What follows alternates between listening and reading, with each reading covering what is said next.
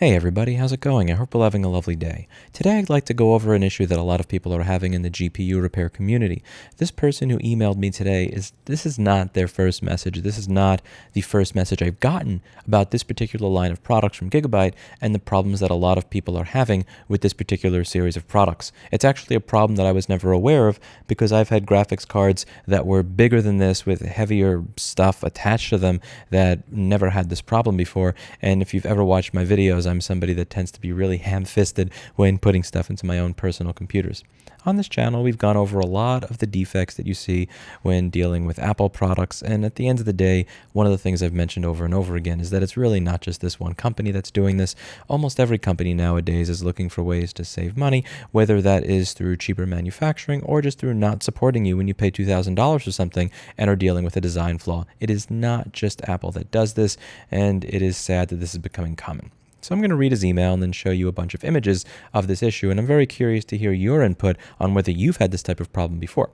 Hi, Lewis. I hope this finds you well. I've been a fan of your repair videos for a while now, and I thought it was about time I reached out to you directly regarding a persistent issue us GPU technicians have been facing with Gigabyte graphics cards. I've been repairing GPUs on my own for the past 2 years, and since the release of the 30 series, there seems to be an ongoing problem with cracked Gigabyte cards circulating in the used market.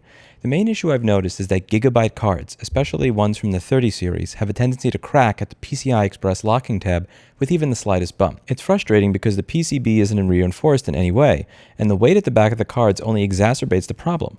I've had to work on about a dozen of these cards, and despite my skills with my trusty JBC, these repairs are incredibly challenging and unreliable. Almost as unreliable as trying to train a kitty that they must stay on the left side of the chair, not the right when you're doing a video. The crack always forms in an area where critical lines pass through, rendering the cards practically useless since the voltage rails won't activate due to missing signals. Customers who send these cards back to Gigabyte for RMA often receive them with a discouraging PCB damage sticker, accompanied by a red arrow pointing directly at the crack.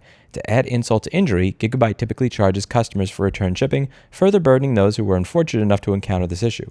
Increasingly, it appears that most of the cracked cards were originally sold inside pre-built computers, although there are instances where they seemingly crack on their own, or so I've heard. What's even more disheartening is that this issue seems to persist with the newer 40 series cards as well. I did some research on eBay and found close to a dozen of these cards being sold as broken, and indicating the scale of the problem at the time of this video. So let's take a look. This is a crack. Got another one over here with crack in the same area.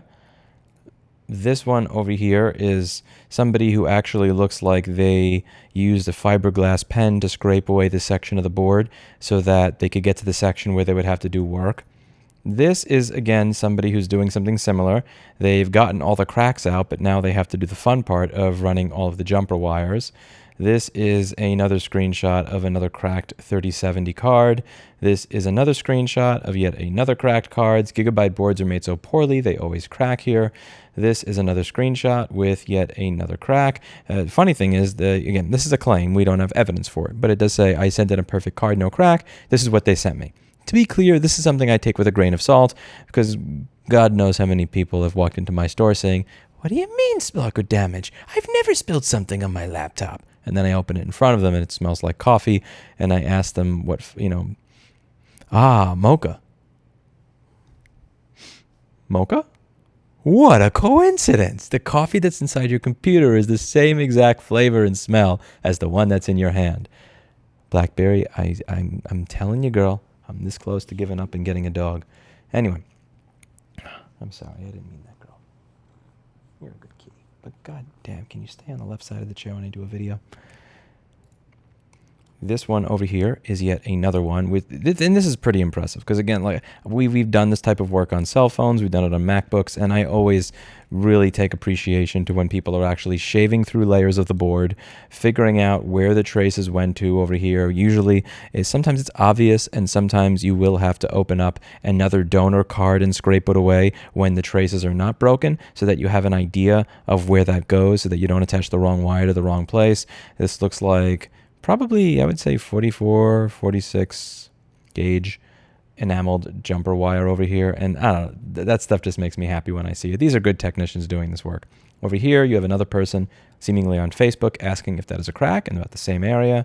This is another screenshot from another individual that has a crack in the same area. This is another repair. And again, like this is cool. This over here is, okay, maybe I would have run this jumper so that this wire over here was, like running like this, but whatever. I'm not going to nitpick. That's, God knows, you've seen enough of my crooked jumper wires. I have nothing to say there. You have another crack over here, and this is where Gigabyte puts their arrow when they send back the card that you made, that you paid $1,000 and $2,000 for, that cracked as if it cost $20, saying that they're not going to fix it. That's the Gigabyte arrow. That's the Gigabyte arrow. This is a user putting an arrow on there. Seems like Microsoft Paint or something. Another arrow. Tiniest crack ever destroys 6 lanes of data, apparently. Another crack. Another crack. And this is from Gigabyte. I know a lot of you guys had the same crack with the RTX 30 series. How hard is it to repair? This is honestly not really a great visible one, but you can see it if you look closely over there. This is another one where it's a little bit more difficult to make out. This is Gigabyte with their trademark little arrow. The fun part is if you search eBay for it. This one has a crack. That one has a crack. See the little Gigabyte arrow over there? This one is broken. That has a crack. That has a crack. That has a crack. Another one with a crack. Less obvious, but you have to look through the pictures for it. That one has the obvious crack. Obvious crack. Obvious crack. And here's the other thing. Like, okay, maybe I'm going crazy, but back when I was really excited about building PCs, an average GPU is like $100, $200. A really good GPU is like $300. And then like if you wanted to get like a top of the line amazing GPU is like $500 or $600 for the like really ballin' ones. What is up with cracked graphics cards selling for $450? Like, okay, I must have skipped a number of generations in computer building. My God, what happened to the market? But anyway, as you can see, there are tons of cards on eBay right now that are cracked, and they're all this same Gigabyte 30 and 40 series, and it seems to be a very common issue. And what's disappointing, I guess, are two things.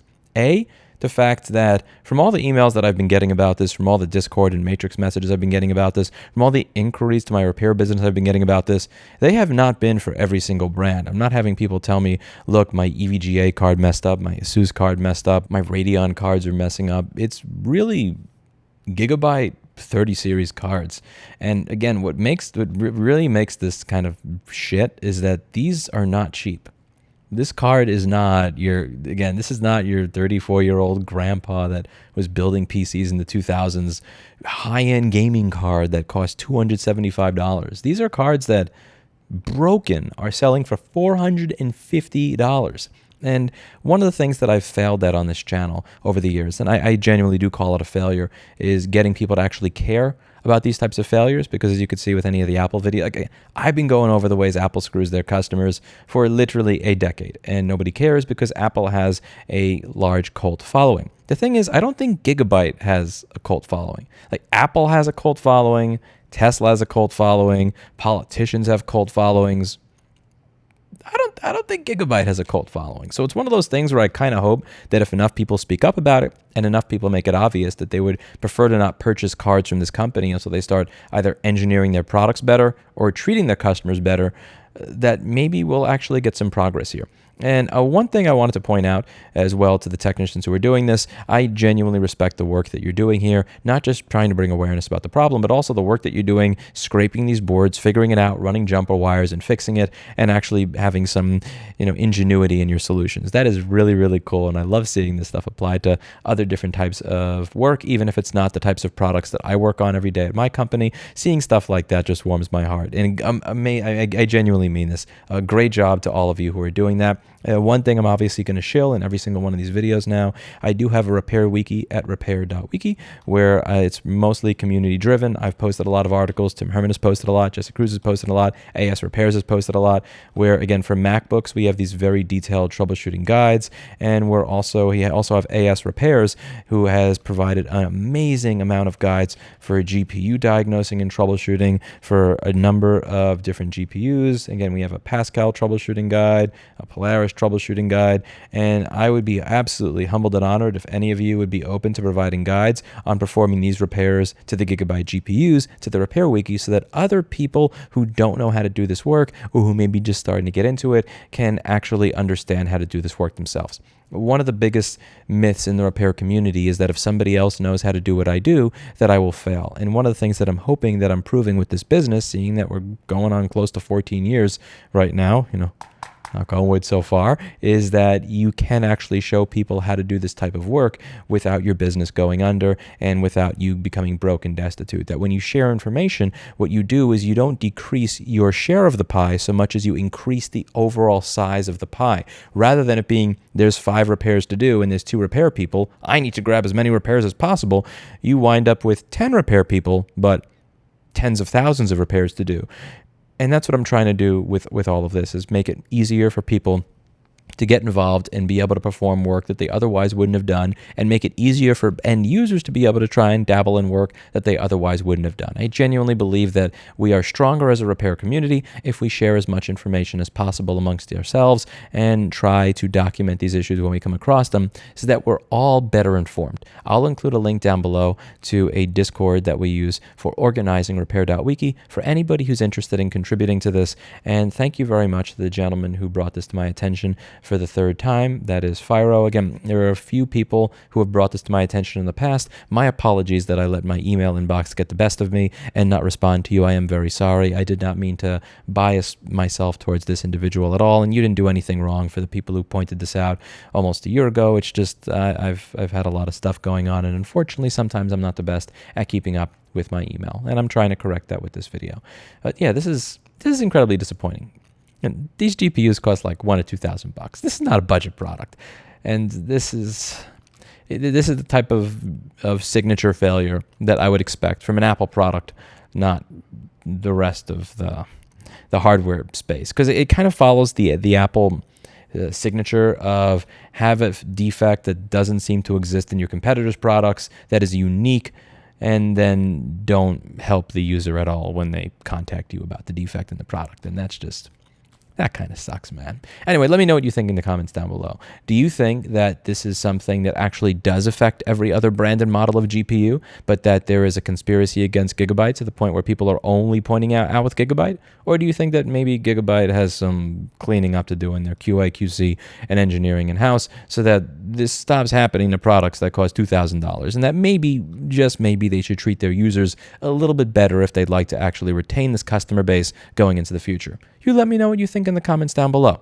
That's it for today, and as always, I hope you learned something. And again, from the bottom of my heart, thank you to everybody who is willing and open to sharing this type of information on the Repair Wiki, so that more people may get these devices fixed across the world. I'll see you in the next video. Bye now.